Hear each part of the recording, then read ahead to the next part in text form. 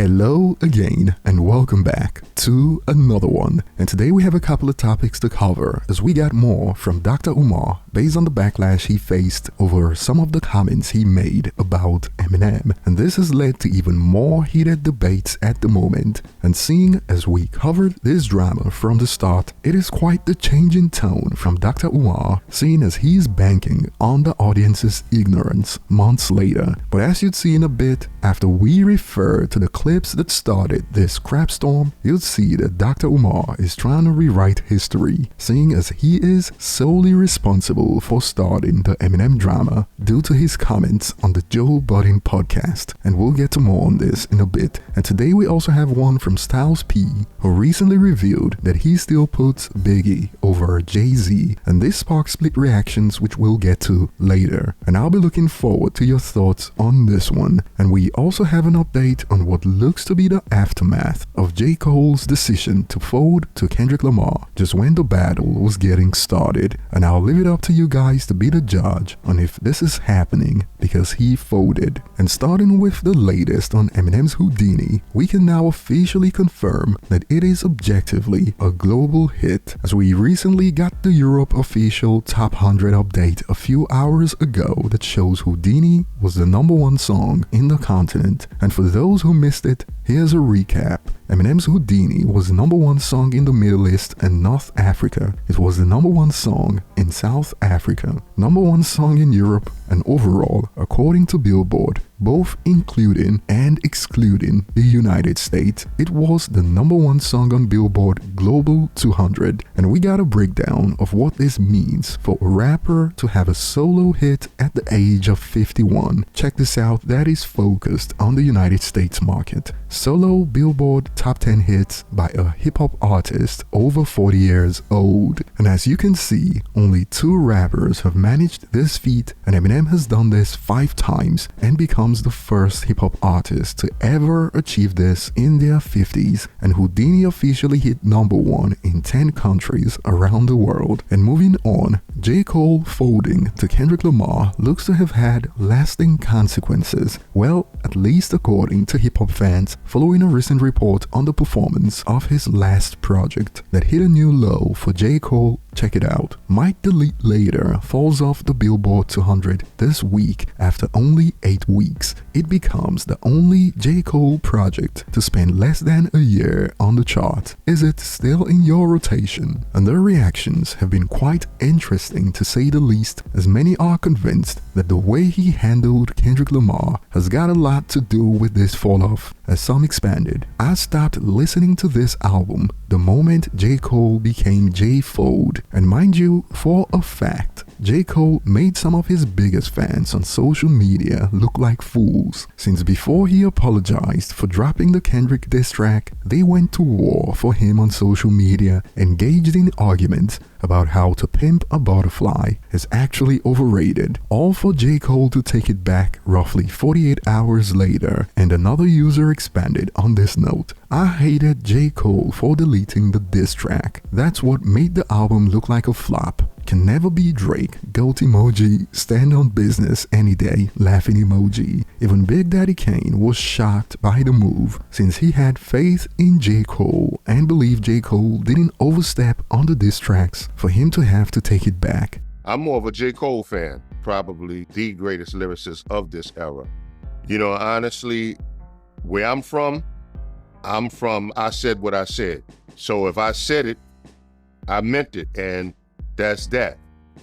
You know, I didn't say nothing about your family, your wife, you know what I'm saying?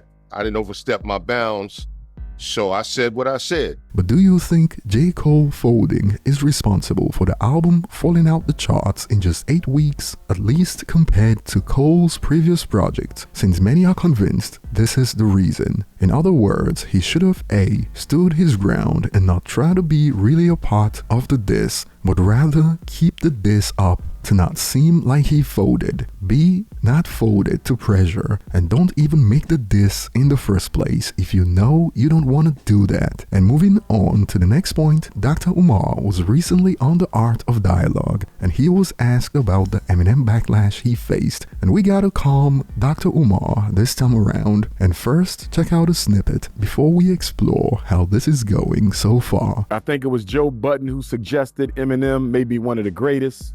And I said he could never be considered the GOAT. If you want to say he's one of the greatest, make that argument. But you will not call him the GOAT of a black cultural icon, of a black cultural product. You're not doing that. Our culture is our culture. We don't share it.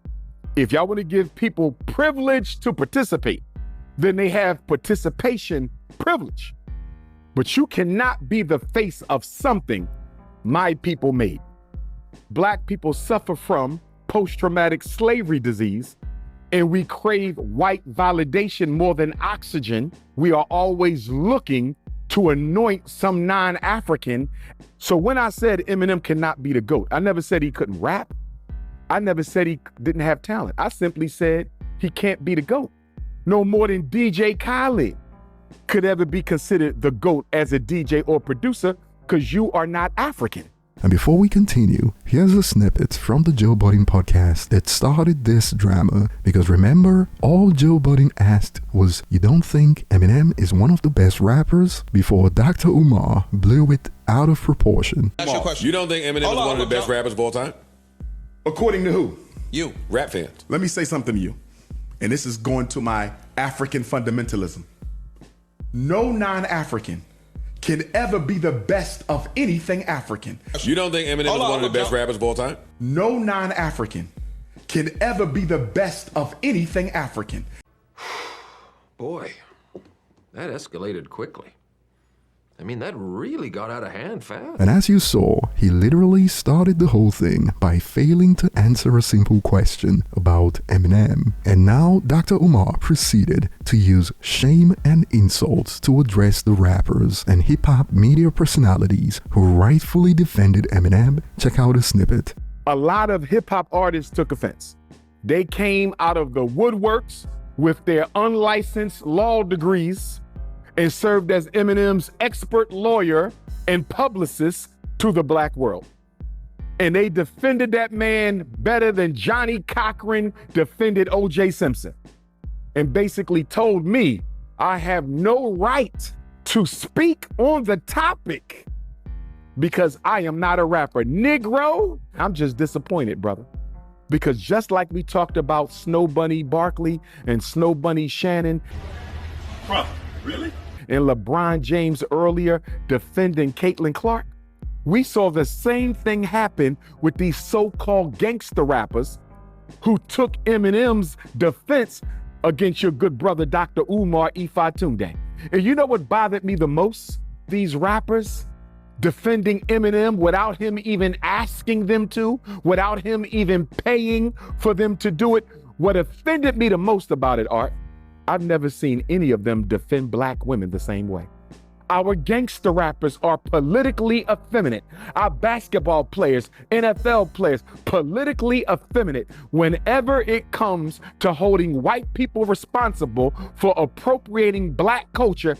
Here comes the gangster rappers to defend their white Jesus. But remember, we wouldn't be here if Dr. Umar could answer a simple question. But now he's trying to change the tone of how this got heated. And boy, this sparked even more heated debates online, as some are convinced he's not wrong. And in fact, most people would be surprised to know that Eminem would agree with most of Dr. Umar's comments and just wouldn't throw his own guys under the bus. Eminem has even met with Minister Louis Farrakhan, whereas some black celebs would absolutely refuse to, and others have hit back at this with Eminem's lyrics. They say the only reason I'm top 5 is because I'm white, but being white ain't why they put me at 5. It is why they can't put me at 1. Eminem on Realist. Listen to what the man says before assuming. P.S. M is the GOAT. Go argue with your grandma. And I would say we need to stay focused, just like Dr. Umar says. We must stay focused, brothers. We must. Focused on what started this whole thing, he was asked a simple question about Eminem and he chose to go on a rant. And for a fact, Eminem has revealed that he raps to be the best rapper. I don't really get into those lists. Like, it doesn't really matter to me.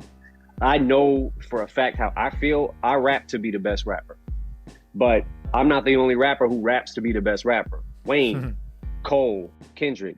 You know what I'm saying? Like Joyner Lucas, they rap to be the best rapper. You know, when you push yourself like that, that's what I feel like inspires greatness. And in response to Dr. Umar, some have expanded. Eminem himself said he's a guest in hip-hop, but always shows respect and appreciation of the culture and history. He's very self-aware if you've listened to him for a long time. He's the only white rapper in any top anything lists, by the way. So why is this clown complaining? And since Dr. Umar is so quick to blast rappers and claim they don't defend black women like they defended Eminem, which is a false statement coming from a doctor who forgot to cite his sources, and now some have flipped this on him. When is this charlatan gonna marry a black woman? Laughing emojis. He is 49 and he's yet to quote break the cycle, as according to reports he has created 2 single mothers, 2 children by 2 different women. And it is interesting to see how his take has sparked reactions all over the place, as even those who agree with him still disagree with him at the same time due to his Pan-Africanism. Let's be clear, he isn't African American. Africans have very little contributions to hip-hop and rap. So as you can see, Dr. Umar using the word African is also a debate of its own, and some are still struggling to understand why Dr. Umar tried to use shame in his arguments about why Eminem can't be one of the best. I've never met a black person who likes M because he's white. So the idea Umar is saying black people look for someone non-black to dominate culture is just false. But again, that's my experience. Can't speak for everyone. And some believe Dr. Umar should focus on more pressing matters. Dr. Umar should be more concerned with the school he has yet to open than with Eminem himself. He accepted donations for the school 7 years ago. Now it is 2024 and there's still no school. I smell a scammer. I'm pretty sure those rappers and the OGs that defended M don't care what Dr. Umar thinks. And personally, I love the changing tone since he discovered industry vets weren't gonna side with him, hence why he quickly turned to use shaming language as a defense. And moving on, Scoop B recently had Styles P on his show, and we got to hear from Styles on why he believes Biggie still ranks over Jay-Z. Check out a snippet. I don't say anyone surpassed Big because Big didn't have a fair shot to be around as long as he should have, and I believe he set the tone. I believe in hip-hop we do too much comparisons, especially of people who are not around. I think there is no rap game where it's at. I don't think Jay-Z makes it to where he's at. The Lox makes it to where he's at. A bunch of us, if it wasn't for Big and Pac actually setting a certain tone, standard, and bar in the rap game for you to keep up to the bar. So people often say that someone surpassed someone or someone is better without realizing who's the people who set the standards. Basically, here's why I put Big over all MCs from our generation on, is he fit every category. Like a great MC is usually good at 2 things, maybe 3 things. Big had a flow, he had wordplay, he'd make a lady song, he could make some shit like Bone Thugs, joint, gangster shit, a story. So he was a well-rounded MC, the most versatile. I don't think to this day, I haven't seen anyone that versatile. And of course, this sparked split reactions, as on one end, some believe Jay was out-rapping Big on his first album. That album didn't take off initially, but lyrics, Jay was going over people's head from the beginning. Come on, y'all, we gotta stop this. While on the other end, we got the usual. Jay-Z stole Biggie's lyrics over and over. And more, thank you Styles for saying what it really is. Jay's not the top of the food chain as an MC, and I'll be looking forward to your thoughts on these topics. Thanks for watching and see you on the next one.